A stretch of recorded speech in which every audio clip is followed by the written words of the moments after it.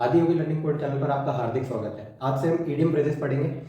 Idiom phrases को पढ़ने के लिए हम ऐसा करेंगे कि पिछली एग्जाम्स के अंदर जो भी ईडियम फ्रेजेस पूछी गई है हम सीधे उन्हीं ईडियम फ्रेजेस को लेंगे। आप जानते हो, चाहे वो एसएससी सीजीएल के अंदर पूछी गई ईडियम फ्रेजेस हो, या आरपीएससी ने पूछी हो, या कर्मचारी चयन बोर्ड ने पूछी हो, या फिर किसी अन्य एग्जाम में पूछी गई हो, ईडियम फ्रेजेस हमेशा रिपीट होती है। जैसे मतलब जब 10 सवाल आ रहे हैं तो 10 में से 5 से 6 सवाल लगभग पिछली किसी एग्जाम के अंदर पूछे हुए होते हैं, तो वहीं से उठ के आते हैं। तो ये आपके लिए इंपॉर्टेंट होगी। चलो शुरू करते हैं। देखो, पहली ईडियम है break the ice. Break the ice का मतलब होता है कि जो भी हमारी इनिशियल हेजिटेशन होती है किसी चीज को लेके, स्टार्टिंग जब हम करते हैं जो हेजिटेशन होती है, तो उसको जब हम हटाते हैं, रिमूविंग द इनिशियल हेजिटेशन, तो उसके लिए हम ईडियम यूज में लेते हैं ब्रेक द आइस। दूसरा है एक्किन सील्स। एक्किन सील्स का मतलब होता है जो हमारी कमजोरी होती है, जो फैटल कमजोरी होती है, जो बहुत बुरी वाली कमजोरी होती है, उसको इसको लिए हम यूज में लेते हैं एक्किन सील्स, ए फैटल वीकनेस। तीसरी है सैलेड डेज। सैलेड डेज का मतलब होता है कि जब भी हम कोई काम स्टार्ट करते हैं, जब हमको कोई भी एक्सपीरियंस नहीं होता, तो जो वो स्टेज होती है इनएक्सपीरियंस की, उसके लिए हम यूज में लेते हैं salad days, days of one's youthful inexperience.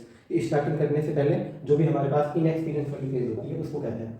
दूसरा, चौथे नंबर पे एट वंस फिंगर टिप्स, कि जैसे हमने कोई चीज याद कर ली और हम कहते हैं हमारे ये फिंगर टिप्स पे है, मतलब जबान पे है, तो उसके लिए हम ईडियम यूज में लेते हैं at one's finger tip, reading available knowledge, जो हम आसानी से याद कर सकते हैं उसके लिए। फिर उसके बाद में है मैन ऑफ वेट। इसका मतलब है कि ऐसा व्यक्ति जो इंपोर्टेंस रखता हो, जिसकी इंपोर्टेंस हो, ए मैन ऑफ इंपोर्टेंस। फिर अगली है ए फूल्स पैराडाइज। ए फूल्स पैराडाइज का मतलब होता है कि कोई भी ऐसा व्यक्ति जो अपने मतलब खुश है लेकिन बिना किसी रीजन के, a foolish and a state of happiness for foolish reason, कि कोई कारण नहीं है, ऐसे कोई फुलिश रीजन है उसकी वजह से वो खुश है। फिर अगला है ए वाइल्ड गूस चेस। इसका मतलब है ए फुलिश एंड फ्रूटलेस सर्च, कि मतलब कोई पागलपंती वाली, जिसका कोई भी औचित्य नहीं होगा, ऐसी कोई खोज कर रहा है, तो उसके लिए हम ईडियम यूज में लेते हैं वाइल्ड गूस चेस। अगला है a wolf in sheep's clothing, मतलब कोई ढोंगी पाखंडी होता है, उसके लिए हम यूज में लेते हैं ए wolf in sheep's clothing. Hypocrite, इसको इंग्लिश में बोलते हैं हिपोक्रेट। हिपोक्रेट मतलब होता है ढोंगी या कोई भी जो पाखंडी होता है ना, उसके लिए हम ये यूज में ले देते हैं।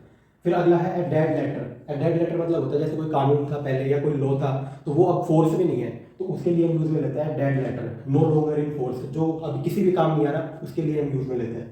फिर अगला है इन ए Zifi.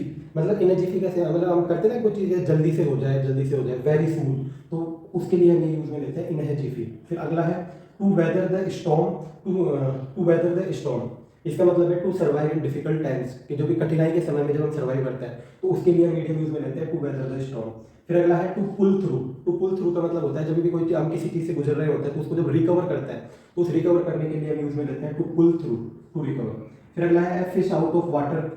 Fish out of water होता है जैसे मछली होती है वो समुद्र से बाहर है, तो उसके लिए एक अलग ही सिचुएशन जनरेट हो जाती है, तो इसके इस मीडियम का मतलब यही है। इसी से हम अंदाजा लगा लेंगे इन स्ट्रेंज सिचुएशन, कि जो ऐसी सिचुएशन जो हमने पहले कभी नहीं देखी, कोई स्ट्रेंज सिचुएशन। फिर अगला है to bank upon. To bank upon मतलब होता है जैसे बैंक पे हम डिपेंड होते हैं, तो उसी तरीके से जैसे किसी चीज के ऊपर डिपेंड हो जाना, उसके लिए यूज में लेते हैं to bank upon, to depend.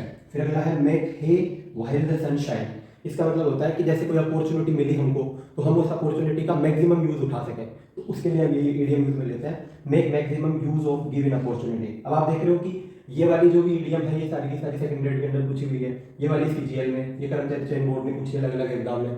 तो हम ये करेंगे कि हम आने वाले जो भी अगली वीडियो आएगी उसके अंदर हम इनको आगे कवर करते जाएंगे, मतलब 300 से 400 ऐसी ईडियम कवर कर लेंगे जो इंपोर्टेंस भी रखती हो और जो पिछली एग्जाम्स के अंदर पूछी हुई हो।